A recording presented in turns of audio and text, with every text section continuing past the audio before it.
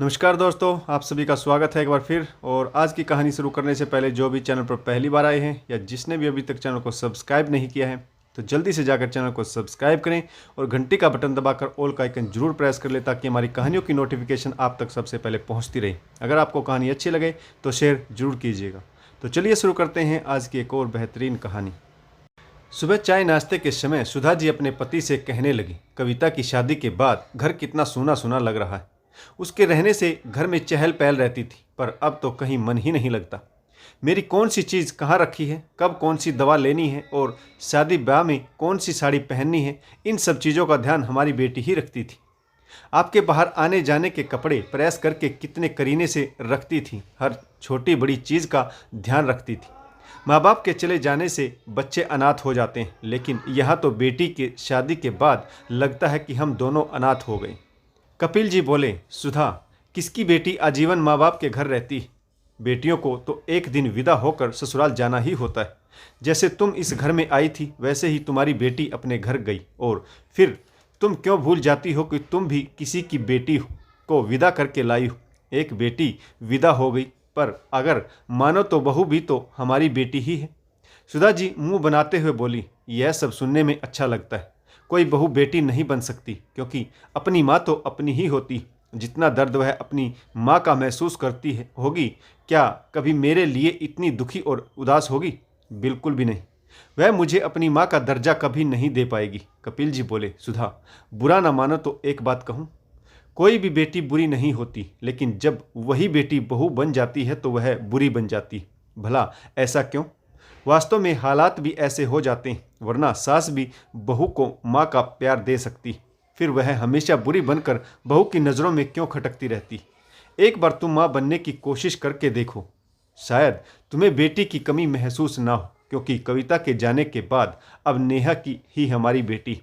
सुधा जी उदास होकर बोली, बेटी के विदा होने के बाद माँ बाप का मन और शरीर दोनों थक जाते हैं। बहू अपने कमरे को ठीक करने में लगी। अगर मेरी बेटी होती तो सबसे पहले हमारा कमरा व्यवस्थित करती। सुधा जी लंबी आह भरकर लेट गई। कपिल जी बाहर घूमने चले गए। नेहा ने सास ससुर के कमरे को ठीक किया। सुधा जी की सभी चीज़ें व्यवस्थित ढंग से रखी। धीरे से सुधा जी के पैरों की मालिश करके कंबल ओढ़ाकर वह अपने कमरे में चली गई। सुधा जी को पता भी नहीं चला। नेहा काम करके जैसे ही अपने कमरे में गई तो पति आरव बोला, आ गई? माँ का कमरा व्यवस्थित करके तुम्हें भी चैन नहीं है? शादी की भागदौड़ में कितना थक गई थी तुम, थोड़ा आराम कर लेती। कमरा तो बाद में भी व्यवस्थित किया जा सकता था। नेहा बोली, मम्मी जी को आदत है, उन्हें अपना कमरा बिखरा हुआ अच्छा नहीं लगता। पहले कविता दीदी थी तो सब कुछ संभाल लेती थी, अब वह ससुराल चली गई तो मैं ही माँ बाबूजी का ख्याल रखूँगी। आरव बोला, तुम जानती हो, तुम कितना भी कर लो माँ की बेटी नहीं बन पाओगी, क्योंकि वह बहू को बेटी बनाना ही नहीं चाहती। नेहा बोली, पतिदेव, कोशिश करने में बुराई क्या है? अगर वह मुझे माँ का प्यार नहीं दे पाएंगी तो मैं भी बेटी बनकर उनकी सेवा करती रहूँगी। सुधा जी की नींद खुली तो उन्होंने देखा कि बिस्तर के अगल बगल सभी चीज़ें व्यवस्थित तरीके से रखी थी। कमरा साफ सुथरा नजर आ रहा था।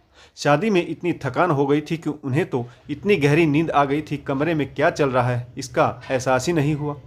कपिल जी मुस्कुराते हुए बोले, नींद से जागो पत्नी रानी, तुम्हारी बहू ने तुम्हारे लिए सारी व्यवस्था कर दी है। कभी ख्यालों में ही सही उसे याद कर लिया करो, और कभी ऊपरी मन से ही सही उसका धन्यवाद कर दिया करो।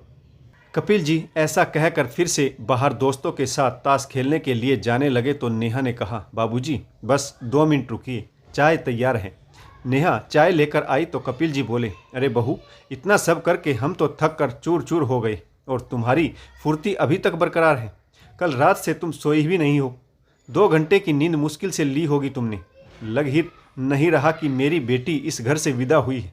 तुमने सारा घर कितने अच्छे तरीके से संभाल लिया। तभी सुधा जी अपने कमरे से बाहर आई और बोली, क्या खाक संभाल लिया घर? पूजा घर देखो, अभी तक फैला हुआ है, चारों तरफ फूल बिखरे हुए जो मुरझा गए। आज पूजा घर की सफाई भी नहीं की। दोपहर होने को आई, अब मैं पूजा कैसे करूँगी? बहू बहू ही रहती है, बेटी बनना इतना आसान नहीं। सुधा जी आंगन में पड़े हुए फूलों को हटाने लगी तो नेहा बोली, मम्मी जी, इन्हें अभी हटाइए मत। मेरी माँ कहती थी कि बेटी की विदाई के 24 घंटे तक घर की सफाई नहीं करनी चाहिए, ताकि घर में फूलों की महक, खुशबू और बेटी की यादें बरकरार रहे। मैं चाहती थी कि दीदी की यादें हमारे मन में इतनी जल्दी धुंधली ना हो, इसीलिए मैंने आंगन की सफाई नहीं की और फूलों को बिखरे रहने दिया। कपिल जी यह सुनकर बोले, देखा तुमने बहू अपनी ननद की यादों को ताज़ा रखना चाहती है और तुम बेटी की यादों को घर से बाहर फेंकना चाहती हो।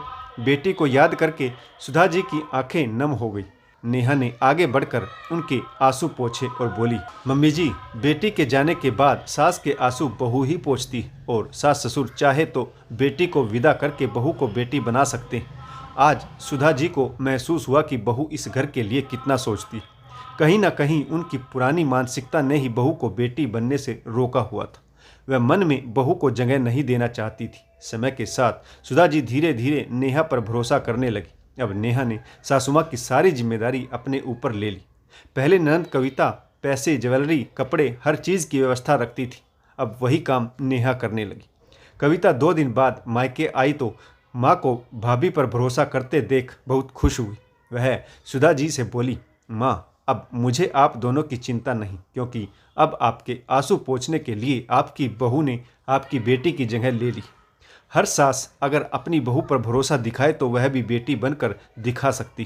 कविता ने नेहा के हाथ अपने हाथों में लेकर कहा, भाभी, आज से मेरी सारी चिंताएं मैं आपको दे रही हूँ। मुझे अपने ससुराल की जिम्मेदारी निभानी। तो दोस्तों, छोटी सी कहानी कैसी लगी कमेंट्स जरूर कीजिएगा। आशा करता हूँ कहानी भी आपको जरूर पसंद आई होगी। तो इस कहानी में किस पात्र की भूमिका अच्छी रही और इस कहानी से आपको क्या सीख मिली, यह भी कमेंट्स करके जरूर बताइएगा। तो कहानी पढ़ने के लिए आप सभी का बहुत बहुत धन्यवाद। जय हिंद, वंदे मातरम, भारत माता की जय। जय जवान और जय किसान।